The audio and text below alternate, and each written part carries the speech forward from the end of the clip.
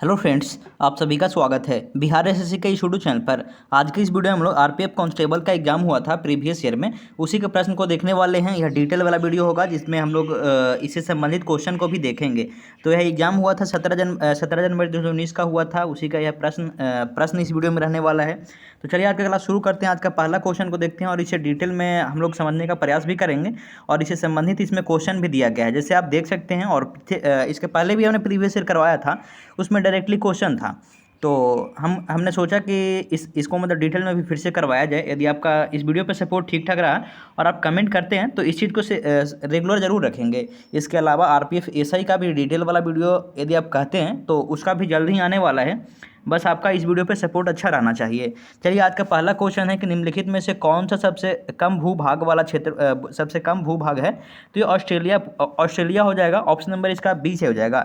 इससे संबंधित क्वेश्चन है कि क्षेत्रफल की दृष्टि से सबसे छोटा महाद्वीप ऑस्ट्रेलिया है और सबसे बड़ा महाद्वीप क्षेत्रफल की दृष्टि से तो ये एशिया महाद्वीप हो जाएगा।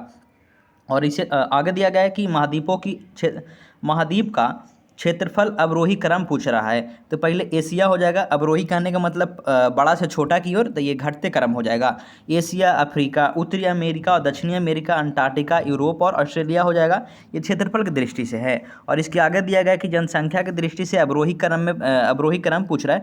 तो यहाँ पे हो जाएगा एशिया, अफ्रीका और यूरोप, उत्तरी अमेरिका, दक्षिणी अमेरिका और सबसे लास्ट में ऑस्ट्रेलिया हो जाएगा। क्षेत्रफल की दृष्टि से भी सबसे लास्ट में ऑस्ट्रेलिया ही है। दूसरा नंबर क्वेश्चन है भाषण और अभिव्यक्ति की स्वतंत्रता किस मौलिक अधिकार के अंतर्गत आता है। तो ये हो जाएगा स्वतंत्रता के अधिकार के अंतर्गत आता है। ऑप्शन नंबर इसका सी से हो जाएगा। इससे संबंधित दिया गया है कि भाषण और अभिव्यक्ति की स्वतंत्रता संविधान के अनुच्छेद 19 के तहत अभिव्यक्ति की आज़ादी के अंतर्गत आता है। और इसके आगे दिया गया कि अनुच्छेद 14 से 18 है, जो कि 14 से 18 समानता का अधिकार बतलाता है। 14 से 18 समानता का अधिकार हो जाएगा।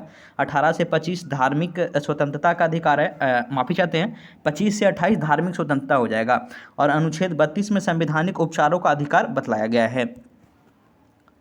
आगे देखते हैं इस प्रश्न को। आगे तीसरा नंबर क्वेश्चन है कि निम्नलिखित में से कौन सा मंदिर कामुक रचना के लिए प्रसिद्ध है। तो ये खजुराहो का मंदिर है जो अपने कामुक रचना के लिए प्रसिद्ध है। यह नागर शैली में निर्मित खजुराहो मंदिर है जो नागर शैली में निर्मित है और यह अपने कामुक चित्र के लिए प्रसिद्ध है। ये विश्व प्रसिद्ध है, कामुक चित्र के लिए विश्व प्रसिद्ध है। यह मध्य प्रदेश के छतरपुर जिला में स्थित है। ये खजुराहो मंदिर है जो मध्य प्रदेश के छतरपुर जिला में स्थित है। इस मंदिर का निर्माण चंदेल वंश करवाया था। खजुराहो का निर्माण चंदेल वंश के शासकों ने करवाया गया। चंदेल वंश के शासकों के द्वारा करवाया गया था। 1950 से 1050 के मध्य में किया गया था इसका निर्माण। और यह मंदिर भारतीय स्थापत्य कला का महत्वपूर्ण नमूना है। आगे चौथा नंबर क्वेश्चन देखते हैं कि यदि तरल माध्यम में केवल पानी है तो मिश्रण को खाली स्थान कहा जाता है। तो इसे कहा जाता है संपार्श्विक मिश्रण या समांगी मिश्रण, इसी को भी कहते हैं।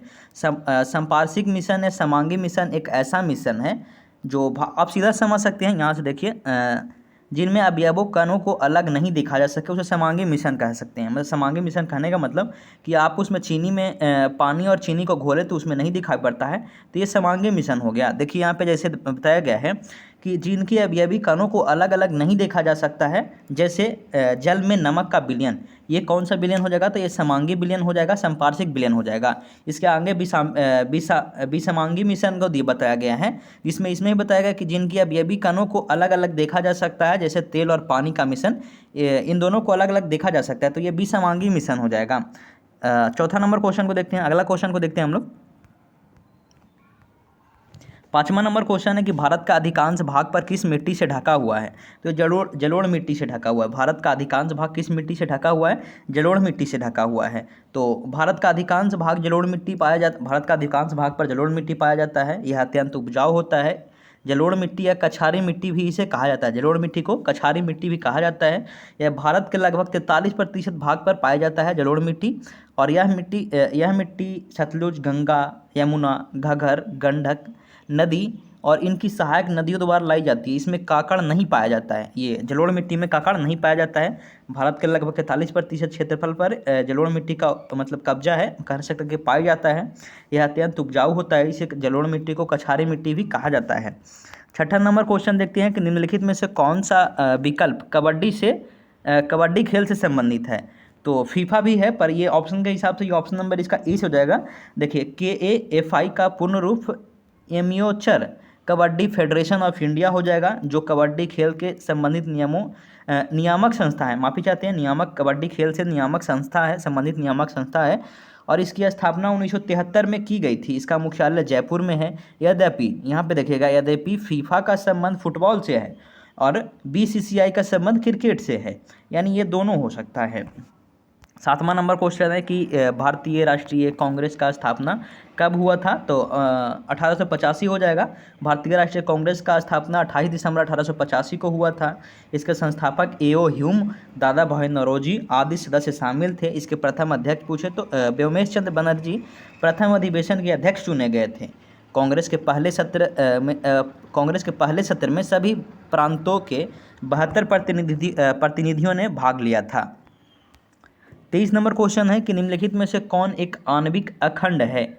आणविक अखंड है तो ये आर्गन हो जाएगा, जो कि एक आणविक अखंड है। आर्गन एक रासायनिक तत्व है जिसका प्रतीक Ar है और इसका परमाणु संख्या 18 होता है। यह एक निष्क्रिय गैस है जो आणविक रूप में अखंड है और पृथ्वी के वायुमंडल में नाइट्रोजन ऑक्सीजन के बाद आर्गन 0.93% के साथ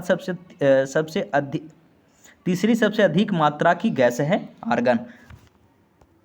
9वां नंबर क्वेश्चन है कि इनमें कौन सा अंडमान निकोबार द्वीप समूह को अलग करता है? तो 10 डिग्री चैनल है जो अंडमान निकोबार द्वीप समूह को अलग करता है। 10 डिग्री चैनल या जल संधि कह सकते हैं इसको। भारत को अंडमान निकोबार द्वीप में छोटे अंडमान द्वीप को कार निकोबार द्वीप से अलग करने वाली यह जल संधि है। और ये 8 डिग्री चैनल है जो लक्षद्वीप को मालदीव से अलग करता है। जबकि ये श्रीलंका को और भारत से कौन अलग करता है? तो पाक जल डमरू मध्य है जो भारत को श्रीलंका से अलग करता है। हम उम्मीद करते हैं कि यह वीडियो आपको अच्छा ज़रूर लग रहा होगा। यदि आपको अच्छा लग रहा है तो आप कमेंट कीजिएगा, ताकि इस सीरीज़ को रेगुलर हम कर पाए और जितना हो सके बेहतर से बेहतर कंटेंट हम आपको प्रोवाइड करवा पाए। यदि आप इसका PDF चाहते हैं तो हम अपना टेलीग्राम चैनल का लिंक डिस्क्रिप्शन में दे देंगे। वहाँ से आप जा करके वहाँ से आप इस PDF को मतलब ले सकते हैं। चलिए, अगला क्वेश्चन है कि क्षय रोग या TB रोग खाली स्थान के कारण होता है। तो ये बैक्टीरियल बीमारी है। इसका ऑप्शन नंबर डी हो जाएगा। क्षय रोग या TB एक गंभीर संक्रामक और बैक्टीरियल होने वाली बीमारी है जो मुख्य रूप से फेफड़ा को प्रभावित करता है। यह आमतौर पर माइक्रोबैक्टीरियम ट्यूबरक्लोसिस यानी TB का फुल फॉर्म पूछे आपसे क्या होता है तो ट्यूबरक्लोसिस हो जाएगा, बैक्टीरिया के कारण होता है। यह संक्रमित व्यक्ति के खांसने या छींकने से भी फैलता है। यह पूछे कि विश्व क्षय दिवस कब मनाया जाता है? तो 24 मार्च को विश्व क्षय दिवस भी मनाया जाता है। 11 नंबर क्वेश्चन है कि घर्षण के कारण एक दूसरे के संपर्क में दो सतह की सापेक्ष गति खाली स्थान है तो ये घर्षण कहलाता है। घर्षण के कारण एक दूसरे के संपर्क में दो सतह की सापेक्ष गति घर्षण कहलाता है। घर्षण के कारण एक दूसरे के संपर्क में दो सतहों की सापेक्ष गति घर्षण है। घर्षण एक बल है और जो दो तलों के बीच सापेक्षित स्पर्शी गति का विरोध करता है। और ये घर्षण दो प्रकार के होते हैं, स्थैतिक घर्षण और गतिज घर्षण होते हैं। 12 नंबर क्वेश्चन है कलेरू झील खाली स्थान के त्रिकोण में पाया जाता है। तो गोदावरी और कृष्णा नदी के त्रिकोण में कुलेरू झील पाया जाता है। कुलेरू झील भारत के आंध्र प्रदेश राज्य में स्थित है। आंध्र प्रदेश के कृष्णा जिले के मीठे पानी का एक झील है। ये कुलेरू झील है जो आंध्र प्रदेश राज्य के एक कृष्णा जिले में मीठे पानी का एक झील है। कुलेरू झील गोदावरी और कृष्णा के त्रिकोण पर स्थित है। यह चिल्का झील व पुलिकट झील की तरह लैगून झील है। ये भी कुलेरू झील है जो लैगून झील है। और वर्ष इसे 1999 में भारत के वन्य जीव संरक्षण अधिनियम 1972 के तहत एक वन्य जीव अभ्यारण्य के रूप में अधिसूचित किया गया तथा 2002 में अंतर्राष्ट्रीय रामसर कन्वेंशन के तहत इसे अंतर्राष्ट्रीय महत्व की आर्द्रभूमि के रूप में नामित किया गया कुलेरू झील को। 13 नंबर क्वेश्चन है कि लोकसभा में कितने एंग्लो इंडियन सदस्य मनोनीत किए जाते हैं। तो 2 एंग्लो इंडियन सदस्य मनोनीत किए जाते हैं, पर अब ये शायद हट गया है, मतलब हट ही गया है। इसके आगे देखते मतलब इसे डिटेल में देखते हैं कि भारतीय संविधान के अनुच्छेद 331 के तहत राष्ट्रपति लोकसभा में 2 सदस्यों को एंग्ल भारतीय समुदाय को नियुक्त करता है, परंतु 104वां संविधान संशोधन 2019 के द्वारा लोकसभा और राज्य विधानमंडल में एंग्लो इंडियन के सीट का आरक्षण को समाप्त कर दिया है। अनुसूचित जाति और अनुसूचित जनजाति वर्ग के लिए सीट आरक्षित अगले 10 वर्ष तक बढ़ा दिया गया है। मतलब ये तो ख़त्म हो गया, एंग्लो इंडियन सदस्य था जो ख़त्म तो हुआ है 104वां संविधान संशोधन 2019 के तहत। इसके अलावा जो अनुसूचित जाति और अनुसूचित जनजाति के लिए वर्गों सीट को मतलब अनुसूचित जाति और अनुसूचित जनजाति के लिए सीटों का आरक्षण था जो अगले 10 साल तक के लिए बढ़ा दिया गया है। 14 नंबर क्वेश्चन है कि यदि किसी व्यक्ति को दोनों संसद भवन के लिए चुना जाता है तो उस व्यक्ति को घर में वांछित हाल में खाली स्थान के भीतर काम करने के बारे में सूचना किया जाना चाहिए। तो हो जाएगा 10 दिन के भीतर काम करने के लिए सूचना पहुंचाना चाहिए। देखते हैं इसके डिटेल क्या है कि जनप्रतिनिधित्व अधिनियम 1951 के धारा 68 के ए एवं संविधान के अनुच्छेद 101 के ए के अनुसार कोई व्यक्ति को दोनों संसद भवन के लिए चुना जाता है तो उस व्यक्ति को संसद में वांछित हॉल में 10 दिन के भीतर काम करने के बारे में सूचित करना चाहिए। हाँ, ये 10 दिन के भीतर काम करने के लिए सूचित करना चाहिए। तो ऑप्शन नंबर इसका बी राइट आंसर हो जाएगा। आगे क्वेश्चन को देखते हैं। अगला 15 नंबर क्वेश्चन है कि कोशिका के नाभिक का आविष्कार किसने किया था? तो ये हो जाएगा अलेक्जेंडर फ्लेमिंग हो जाएगा। कोशिका के नाभिक का आविष्कार अलेक्जेंडर फ्लेमिंग ने किया था। कोशिका के नाभिक का खोज स्कॉटिश वनस्पति शास्त्री रॉबर्ट ब्राउन ने किया था, जबकि रॉबर्ट हुक ने वर्ष 1965 में कोशिका अलेक्जेंडर फ्लेमिंग के पेनिसिलिन एवं एंथोनी वॉन ल्यूवेनहॉक के प्रोटिस्ट एवं बैक्टीरिया की खोज के लिए, अच्छा समझ गए, यहाँ पे दिया गया है कि ये बैक्टीरिया का खोज किसने किया था? तो ये एंथोन वॉन और ल्यूवेनहॉक प्रोटिस्टे एवं बैक्टीरिया का खोज किया था। इसके अलावा दिया है कि जबकि रॉबर्ट हुक ने वर्ष 1965 में कोशिका का खोज किया था, अलेक्जेंडर फ्लेमिंग था जो पेनिसिलिन का खोज किया था। अब आप समझ गए होंगे, रॉबर्ट हुक जो कोशिका का खोज कब किया था? 1965 में। अलेक्जेंडर फ्लेमिंग पेनिसिलिन का खोज किया था। वॉन एंथनी एवं ल्यूवेनहॉक प्रोटिस्टा एवं बैक्टीरिया का खोज किया था। आगे देखते हैं कि अशोक स्तंभ कहाँ स्थित है? तो सारनाथ हो जाएगा। अशोक स्तंभ सारनाथ में स्थित है। और इसके आगे दिया गया है अशोकनाथ सारनाथ में स्थित है, बनारस सारनाथ में स्थित है। ठीक है। अशोक स्तंभ का निर्माण सम्राट अशोक ने लगभग 250 ईसा पूर्व में करवाया था। इसमें 4 शेर 4 दिशाओं की ओर मुँह किए हुए हैं, मतलब 4 शेर 4 दिशाओं में मुँह किए हुए हैं। अशोक स्तंभ भारत सरकार का प्रतीक चिन्ह है। यह चक्र धर्म चक्र का प्रतीक है। अशोक स्तंभ पर जो चक्र है यह धर्म चक्र का प्रतीक है। 17 नंबर क्वेश्चन है, निम्नलिखित में से कौन सा एक लकड़ी की लुगदी पर रासायनिक प्रतिक्रियाओं द्वारा बनाया गया फाइबर है? तो ये हो जाएगा रेयॉन हो जाएगा, जो कि लकड़ी के लुगदी पर रासायनिक प्रक्रिया द्वारा बनाया गया एक फाइबर है। रेयॉन पुनर्जीवित सेलुलोज से निर्मित एक तंतु है, क्योंकि इसका उत्पादन प्राकृतिक रूप से मिलने वाले बहुलकों से की जाती है। यह अर्ध कृत्रिम तंतु है। कपड़ा उद्योग में इसे कृत्रिम रेशा के नाम से जाना जाता है। और रेयॉन लकड़ी की लुगदी पर रासायनिक प्रतिक्रिया द्वारा बनाया गया फाइबर है। इससे मिश्रित कपड़ा तैयार होता है। अगला 18 नंबर क्वेश्चन है कि रियो ओलंपिक 2016 में पहली भारतीय महिला पैरालंपिक पदक विजेता दीपा मलिक ने कौन सा पदक जीता? तो ये हो जाएगा रजत पदक जीता था। ऑप्शन नंबर इसका बी राइट आंसर हो जाएगा। रियो ओलंपिक 2016 में पहली भारतीय महिला पैरालंपिक पदक के विजेता दीपा मलिक रजत पदक जीता। और Deepa Malik shot shooting, javelin throw के साथ है तैराकी एवं मोटर रेसिंग से जुड़ी हुई हैं। यह एक दिव्यांग खिलाड़ी है जो सोनीपत हरियाणा से संबंध रखती हैं, दीपा मलिक। 19 नंबर क्वेश्चन है कि दक्षिण भारतीय मंदिर के प्रवेश द्वार को खाली स्थान कहा जाता है, तो इसे गोपुर कहा जाता है। और इससे संबंधित दिया है कि दक्षिण भारत के मंदिर में प्रवेश द्वार को गोपुर कहा जाता है। गोपुर या गोपुरम एक स्मरणीय अट्टालिका होती है। गोपुरम एवं गोपुर एक स्मरणीय अट्टालिका होती है। यह शिल्प से सज्जित एवं दक्षिण भारत के मंदिर के द्वार पर स्थित होता है। यह हिंदू मंदिर में स्थापत्य का प्रमुख अंग है। यह ऊपर किरीट कलश के शोभायामन होता है, मतलब ये शोभायामन होता है, बता रहे हैं। 20 नंबर क्वेश्चन है कि भविष्य के पीढ़ियों को ज़रूरतों को पूरा करने के लिए क्षमता को धक्का दिए बिना वर्तमान पीढ़ी की ज़रूरत को पूरे करने की क्षमता विकसित करना, इस वाक्य से आप क्या समझते हैं?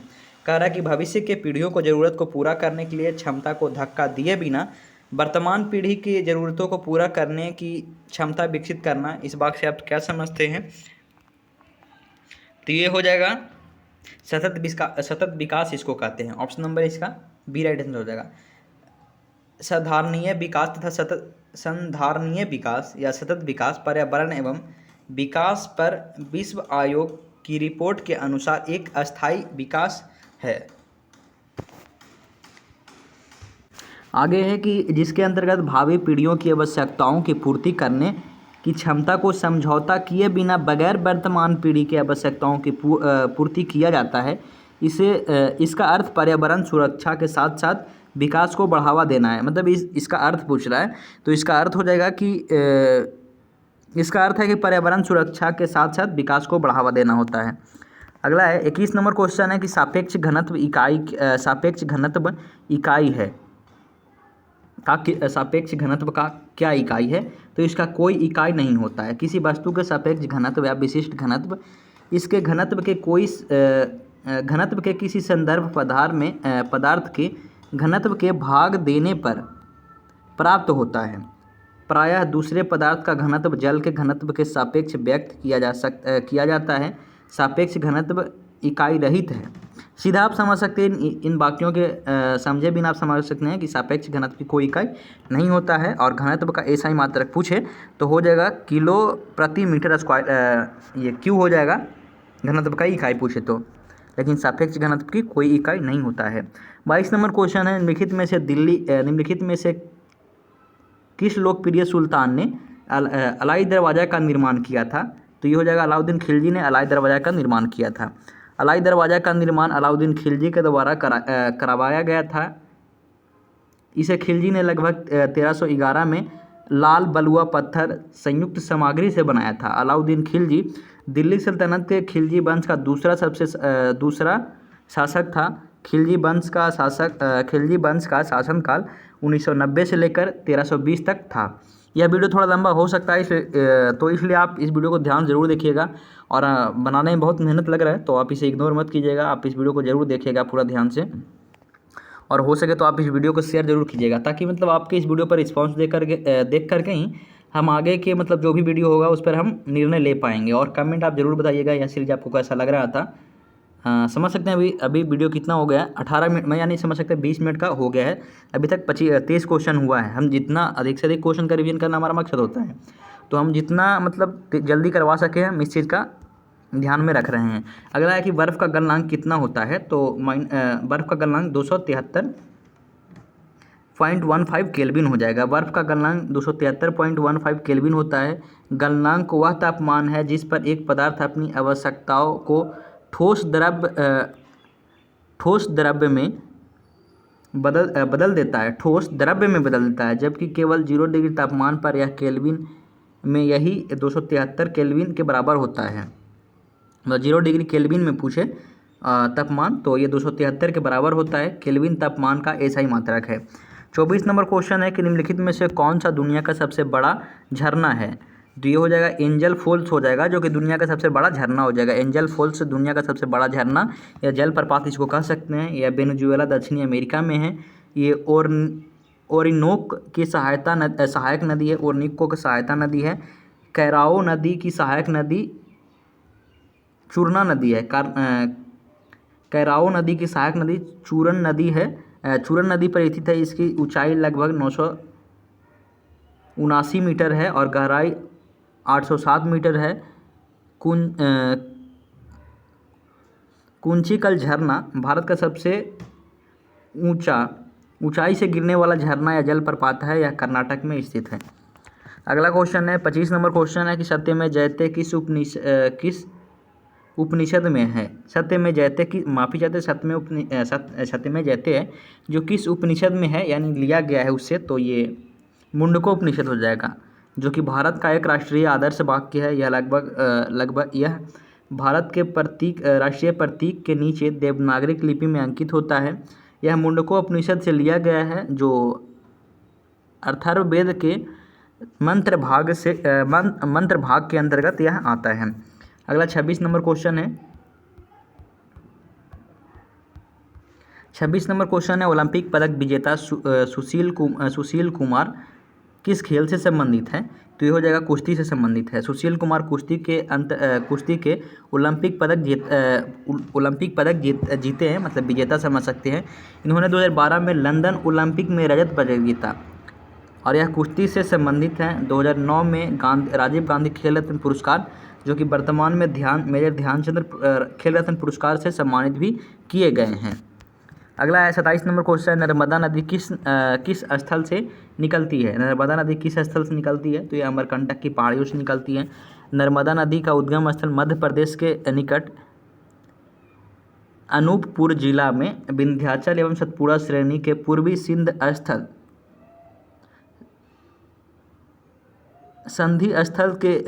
स्थल पर स्थित है, जो अमरकंटक के नर्मदा कुंड में हुआ है।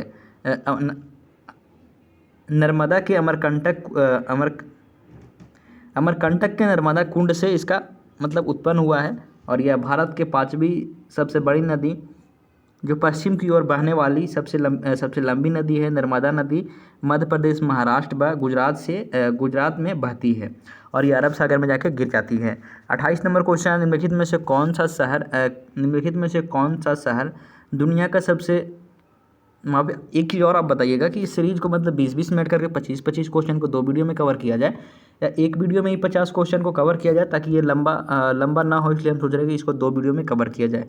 पर इस वीडियो को तो पूरा करेंगे। इस वीडियो में 50 क्वेश्चन हम पूरा ही करेंगे, लेकिन आप अगला वीडियो को आप सुझाव जरूर दीजिएगा। अगला क्वेश्चन है, निम्नलिखित में से कौन सा शहर दुनिया की लौह और इस्पात की राजधानी के रूप में जाना जाता है। तो पिट्सबर्ग हो जाएगा, जो कि अमेरिका के पेंसिल्वेनिया राज्य में स्थित है। पिट्सबर्ग शहर दुनिया की लौह और इस्पात की राजधानी के रूप में भी जाना जाता है और ये अलग अलग मतलब पिट्स राजधानी है, जो मॉस्को की राजधानी रूस है। ये सब मतलब राजधानी मतलब हर देश का अलग अलग है, तो ये भी पाया जाता है। रूस की मतलब लौह राजधानी किसे कहते हैं, मॉस्को को। अमेरिका के, ये तो अमेरिका में ही हैं ही, लेकिन ये ब्रिटेन की राजधानी तो लंदन हो जाएगा। अगला 29 नंबर क्वेश्चन है कि भारत के किस नदी पर सबसे ऊंचा झरना पाया जाता है। तो ये हो जाएगा शरावती नदी पर, जो कि विश्व का सबसे ऊंचा झरना पाया जाता है। विश्व नहीं, भारत के सबसे ऊंचा झरना पाया जाता है शरावती नदी पर। शरावती नदी पर जो कर्नाटक राज्य में बहती है। यह भारत के पश्चिम की ओर बहने वाली नदी है, नदियों में से एक है। इस पर भारत का सबसे ऊंचा झरना जोगा जलप्रपात है, या गरसोपा भी या महात्मा गांधी जलप्रपात भी इसे कहते हैं। इसके अलावा पेरियार नदी का उद्गम स्थल पश्चिमी घाटी के शिवागिरी पहाड़ी से होता है। कावेरी नदी का उद्गम स्थल पश्चिमी घाटी के पर्वत ब्रह्मगिरी पर्वत से होता है। पेरियार नदी का उद्गम स्थल कहाँ, तो शिवगिरी के पहाड़ी से होता है और कावेरी नदी का उद्गम स्थल पूछे तो पश्चिमी घाटी के ब्रह्मगिरी पर्वत से होता है कावेरी नदी का उद्गम स्थल। 30 नंबर क्वेश्चन है कि मौलिक अधिकार में समानता का अधिकार क्या है। मौलिक अधिकारों में समानता का अधिकार क्या है, तो कानून के समक्ष सभी लोगों की समानता हो जाएगा। इसमें दिया गया कि मौलिक अधिकार में समानता का अर्थ है कानून के समक्ष सभी व्यक्ति को समान, अर्थात कानून विभेद का निषेध करता है। इस अनुच्छेद के तहत कानून है जो विभेद को निषेध करता है। इसका वितरण भारतीय संविधान के मूल अधिकार शीर्ष में अनुच्छेद 14 से 18 तक समानता के अधिकार का प्रावधान करता है। ये पूछे समानता का अधिकार अनुच्छेद 14 से लेकर के 18 तक है। अगला 31 नंबर क्वेश्चन है कि महाबलीपुरम के प्रसिद्ध समुद्री तट का निर्माण किसने किया। महाबलीपुरम के प्रसिद्ध समुद्री तट का निर्माण किसने किया, तो ये हो जाएगा नरसिंह वर्मन द्वितीय हो जाएगा, जो कि इसमें इंपॉर्टेंट क्वेश्चन देखते हैं कि ये नरसिंह वर्मन द्वितीय ने करवाया था, जिसने राजा मल्ला के नाम से भी जाना जाता है। ये नरसिंह वर्मन द्वितीय को राजा मल्ला के नाम से भी जाना जाता है और ये पल्लव वंश के शासक थे। इन्होंने 695 से 728 तक शासन किया, जबकि महाबलीपुरम या मामल्लपुरम के रथ मंदिर का निर्माण नरसिंह देव प्रथम ने करवाया था। पूछे कि महाबलीपुरम या मामल्लपुरम का निर्माण किसने करवाया था, तो जो रथ मंदिर था महाबलीपुरम का रथ मंदिर, तो नरसिंह देव प्रथम हो जाएंगे। ये द्वितीय है, लेकिन नरसिंह देव प्रथम जो कि रथ मंदिर का निर्माण करवाए थे। 32 नंबर क्वेश्चन है कि खाली स्थान धार्मिक स्वतंत्रता दी गई है, तो भारत के सभी नागरिकों को दी गई, सभी भारतीय नागरिक को ये धार्मिक स्वतंत्रता दी गई है। इससे संबंधित क्वेश्चन है कि संविधान के अनुच्छेद 25 से 28 के अंतर्गत सभी भारतीय को धार्मिक स्वतंत्रता दी गई है। 25 से लेकर 28 तक सभी भारतीयों को धार्मिक स्वतंत्रता दी गई है, जिसमें 25 में बताया गया है कि अंतःकरण व धर्म के प्रचार प्रसार की स्वतंत्रता अनुच्छेद 25 में बताया गया है। 26 में बताया गया है कि धार्मिक मामलों के प्रबंध की स्वतंत्रता अनुच्छेद 26 में बताया गया है कि धार्मिक मामलों के प्रबंध की स्वतंत्रता अनुच्छेद 26 हो जाएगा। 27 में बताया गया है कि धर्म प्रचार के लिए करों की मुक्त, यह अनुच्छेद 27 में दिया गया है कि धर्म प्रचार के लिए करों से मुक्ति। 28 में दिया गया कि शैक्षणिक व संस्थाओं की धार्मिक स्वतंत्रता व पूजा से स्वतंत्रता हो जाएगा, व पूजा की स्वतंत्रता हो जाएगा। मतलब कहने का मतलब है कि शिक्षण संस्थान जो अपना अपना धर्म अपना चला सकता है, और पूजा की स्वतंत्रता अनुच्छेद 28 ये दोनों हो जाएगा। 33 नंबर क्वेश्चन है कि लाल मिट्टी का लाल रंग खाली स्थान के कारण होता है, तो फेरिक ऑक्साइड के कारण होता है। फेरिक ऑक्साइड के कारण ये लाल होता है, और लाल मिट्टी का लाल फेरिक ऑक्साइड के कारण होता है। यह मिट्टी दक्कन के पठार के पूर्वी और दक्षिणी भाग, छत्तीसगढ़, मध्य प्रदेश और ये छत्तीसगढ़, उड़ीसा और मध्य गंगा मैदानी भाग के दक्षिणी भाग में पाया जाता है। इस मिट्टी में लोहा, एल्यूमीनियम, चूना अधिक पाया जाता है, जबकि अत्यंत रंध्रयुक्त भी होता है। ये लाल मिट्टी होता है जो अत्यंत रंध्रयुक्त मिट्टी भी होता है। 34 नंबर क्वेश्चन है कि पहली सार्वभौमिक परिषद कब भरी गई। पहली सार्वभौमिक परिषद कब भरी गई, तो ये हो जाएगा 1893 में पहली सार्वभौमिक परिषद भरी गई। इसे संबंधित दिया गया है कि 1892 में भारतीय परिषद अधिनियम के सबसे महत्वपूर्ण प्रावधान निर्वाचन पद्धति का शुरुआत हुई थी। 1892 में भारतीय परिषद अधिनियम के सबसे महत्वपूर्ण प्रावधान निर्वाचन पद्धति की शुरुआत हुई थी। इसमें केंद्रीय परिषद के सदस्यों की संख्या बढ़ाकर कम से कम 10 और अधिकतम 16 कर दिया गया था। 35 नंबर क्वेश्चन है कि अर्थशास्त्र के वैकल्पिक कार्यक्रम का अर्थ क्या है, तो हो जाएगा दीर्घकालिक योजना हो जाएगा। लघु अवधि योजना मतलब अल्प समय के लिए 1 वर्ष के लिए योजना हो जाएगा। वार्षिक योजना यानी 1 साल के लिए हो जाएगा। स्लाइडिंग योजना कहने का मतलब है कि आवश्यकताओं, समय व उद्देश्य बदलते रहता है स्लाइडिंग योजना का। 36 नंबर क्वेश्चन है नर्तकी का कांस्य प्रतिमा किस मीनार में पाई जाती है। नर्तकी की कांस्य प्रतिमा किस मीनार में पाई जाती है, तो इसको हम देख लेते हैं यहाँ पे किस में पाई जाती है। ये हो जाएगा कि नर्तकी की कांस्य प्रतिमा मोहनजोदाड़ो की खुदाई से प्राप्त हुई थी। माफी चाहते प्राप्त हुआ था, यह मोहनजोदाड़ो की खुदाई में प्राप्त हुआ था। मोहनजोदाड़ो पाकिस्तान के सिंध प्रांत में स्थित है। यह पुरातात्विक स्थल है। यहाँ सिंधु घाटी सभ्यता के अनेक अवशेष प्राप्त हुए हैं, और इसका खोज पूछे तो राखालदास बनर्जी ने 1922 में किया था। 37 नंबर क्वेश्चन है शुक्र अपने अक्ष पर खाली स्थान की ओर घूमता है। तो जगह पूर्व से पश्चिम की ओर घूमता है शुक्र, ये शुक्र है जो पूर्व से पश्चिम की ओर घूमता है। बाकी अनेक अगला इसमें इसे समझ जाएगा कि शुक्र अपने अक्ष पर पूर्व से पश्चिम की ओर गमन करता है और शुक्र के दूसरा ग्रह है। सूर्य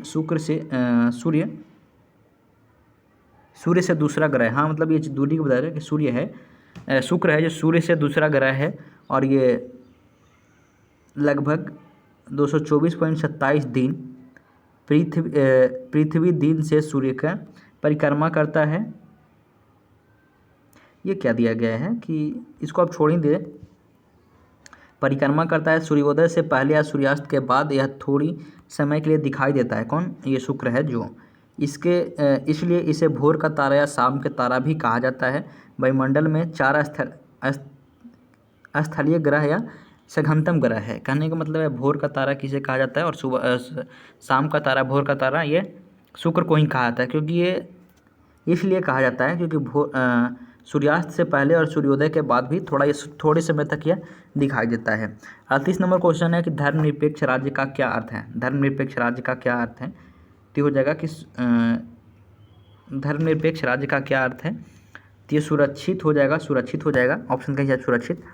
अगला है कि यही है कि धर्मनिरपेक्ष राज्य का अर्थ है कि राज्य का कोई अपना धर्म नहीं होता है, अर्थात राज्य सभी धर्मों का सम्मान व सभी धर्मों के लोगों को सुरक्षा प्रदान करता है। राज्य न ही किसी धर्म को अपनाता है और न ही किसी धर्म के अनादर करता है। भारतीय संविधान का प्रस्तावना में 42वां संविधान संशोधन के मध्य में धर्मनिरपेक्ष शब्द सम्मिलित किया गया है। 39 नंबर क्वेश्चन है कि भारतीय अर्थव्यवस्था में प्रयुक्त प्रणाली कौन सा है? भारतीय अर्थव्यवस्था में प्रयुक्त प्रणाली पूछा है तो ये मिश्रित अर्थव्यवस्था है। मिश्रित अर्थव्यवस्था जिससे सरकार व निजी दोनों की सहभागिता होती है, अर्थात भारत सरकार व निजी क्षेत्र के साथ साथ आवश्यकताओं का नियंत्रित रखता है। समाजवादी अर्थव्यवस्था में पूर्णतः सरकार द्वारा संचालित होता है और संचालित व सरकार का नियंत्रित होता है, और पूंजीवादी में सरकार की न्यूनतम हस्तक्षेप और निजी व्यक्ति की नियंत्रण होता है पूंजीवादी अर्थव्यवस्था में। 40 नंबर क्वेश्चन है कि भारत का राज्यों का राज्यपाल कौन होता है? राज्यों का राज्यपाल कौन है? तो हो जाएगा कैबिनेट मंत्री होता है। राज्यों का राज्यपाल कौन होता है? तो कैबिनेट मंत्री होती है। राज्यों का प्रमुख कैबिनेट मंत्री होता है। राज्यों का राज्यपाल राज्य का प्रमुख कैबिनेट मंत्री होता है, जिसमें सामूहिक रूप से मंत्रिमंडल कहा जाता है, जिसे सामूहिक रूप से मंत्रिमंडल कहा जाता है। कैबिनेट मंत्रिमंडल विभाग के प्रमुख होता है राज्यपाल। कैबिनेट मंत्रिमंडल के प्रमुख होता है ये राज्यपाल तथा राज्य के प्रमुख शासक होता है। अगला 41 नंबर क्वेश्चन है कि दुनिया का सर्वोच्च शिखर पूछ रहा है। दुनिया का सर्वोच्च शिखर कौन सा है? तो माउंट एवरेस्ट हो जाएगा। इसकी ऊंचाई 8848.86 हो जाएगा, यानी 49 समझ सकते हैं, 48 नहीं 8849 मीटर हो जाएगा। यह नेपाल चीन सीमा पर नेपाल में स्थित पर्वत है और ये कंचनजंगा विश्व की तीसरी सबसे ऊंची चोटी है और ये किलिमंजारो ज्वालामुखी चोटी है जो तंजानिया में स्थित है। देखते हैं 42 नंबर क्वेश्चन है कि योग के प्रकार में अर्धपाषाण की स्थिति अर्धपद्यासन की स्थिति क्या है?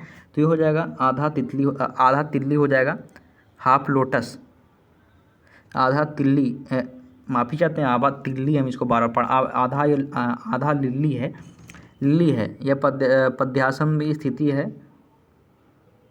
इसमें बताया गया कि टांगों और टखनों की आसपास के मांसपेशियों को फैलाता है। यह योग शरीर और मन को एकाग्र करता है। अगला 43 नंबर क्वेश्चन है कि यदि संसद अनुमोदन नहीं करता है तो अध्यादेश को अधिकतम कितने देर अध्यादेश की अधिकतम अवधि खाली स्थान है? तो ये 6 माह या 6 सप्ताह भी हो सकता है। अगला इसे समझ देख लेते हैं कि अध्यादेश एक ऐसा कानून है जिसे केंद्रीय मंत्रिमंडल की सिफारिश पर भारत के राष्ट्रपति अनुच्छेद 123 के द्वारा प्रख्यापित किया जाता है। इसका संसद के अधिनियम जैसे प्रभाव होता है। संसद के अधिनियम जैसा ही प्रभाव होता है। संसद द्वारा पारित न होने पर यह कानून रद्द हो जाता है, अर्थात यह 6 महीना या 6 सप्ताह तक लागू रहता है। संसद द्वारा अनुमोदन न मिलने पर यह रद्द हो जाता है। 44 नंबर क्वेश्चन है कि वास्तुकला में पंचायतन शैली खाली स्थान से संबंधित है। पंचायतन शैली खाली स्थान से संबंधित है तो ये मंदिर से संबंधित हो जाएगा और इसे ये मंदिर से संबंधित हो जाएगा। इसमें केंद्रीय मंदिर होता है जो प्रमुख चार सहायक मंदिर से घिरा होता है। ये पंचायन शैली में जो केंद्रीय मंदिर होता है वो 4 अन्य सहायक मंदिरों से घिरा होता है और ये मंदिर में द्रविड़ शैली, नागर शैली और नायक शैली और नागर शैली निर्मित अन्य शैलियाँ हैं। ये मंदिर बनाने की अन्य शैलियाँ भी हैं। अगला 45 नंबर क्वेश्चन है कि आर्टिस्ट जिम्नास्टिक किस संस्था से जुड़ा हुआ है?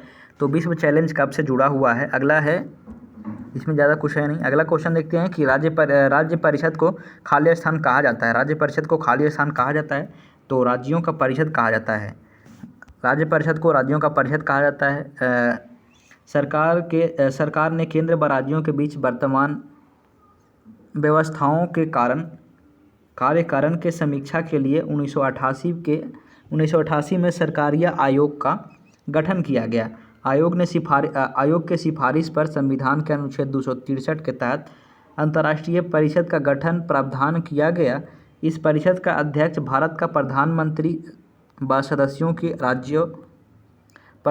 प्रधानमंत्री व सदस्य सभी राज्यों के मुख्यमंत्री होता है। राज्य परिषद को राज्यों का परिषद भी कहा जाता है। अगला क्वेश्चन को देखते हैं। अब ज़्यादा लंबा नहीं होगा, जल्दी क्वेश्चन खत्म हो जाएगा। 47 नंबर क्वेश्चन है कि 47 नंबर क्वेश्चन है, आप बताइएगा। करीब 40 मिनट तो यह वीडियो हो जाएगा। आप बताइएगा कि इस वीडियो को 2 भाग में किया जाए या नहीं किया जाए 25 क्वेश्चन को, क्योंकि इतना लंबा आप लोग देख भी नहीं पाते होंगे और ये बनाने में मेहनत तो लग ही जाता है, पर आप इन चीज़ों को तो समझेंगे नहीं। पर आप कमेंट करके ये ज़रूर बता दीजिएगा कि ये लंबा ज़रूरी है या शॉर्ट 25 क्वेश्चन को ही करवाया जाए। 47 नंबर क्वेश्चन है कि एक मुद्रा के तुलना में मूल्यों को खाली स्थान कहा जाता है। तो विदेशी मुद्रा विनिमय दर कहा जाता है। इस चीज़ को आप देखिए कि विनिमय दर वह दर है जिस पर एक देश की मुद्रा को दूसरे देश की मुद्रा से परिवर्तित किया जाता है।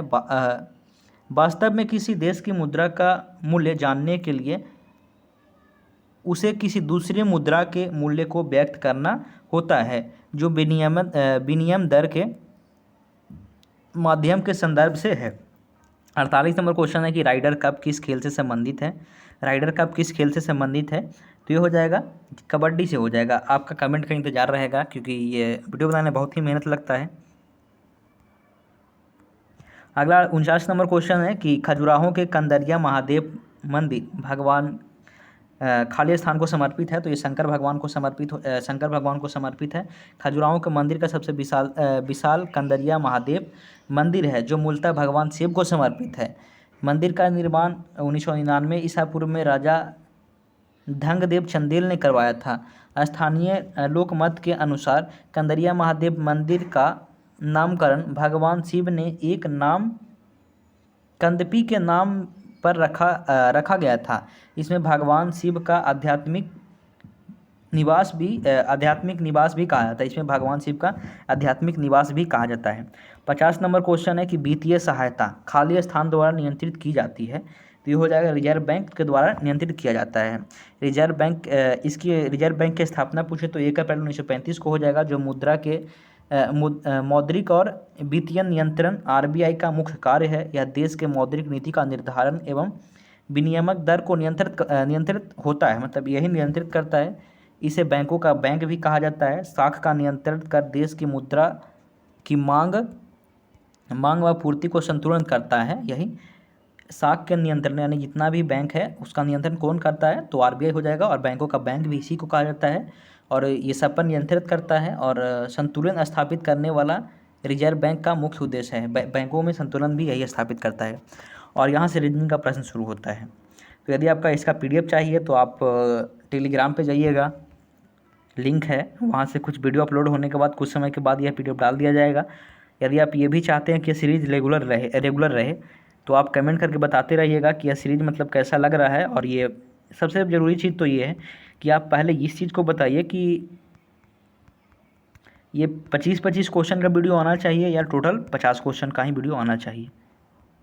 चलिए इस वीडियो में इतना ही। हम उम्मीद करते हैं यह वीडियो आपको अच्छा ज़रूर लगा होगा। अच्छा लगा तो आप इसे शेयर कीजिएगा इस वीडियो को। मैं ज़रूर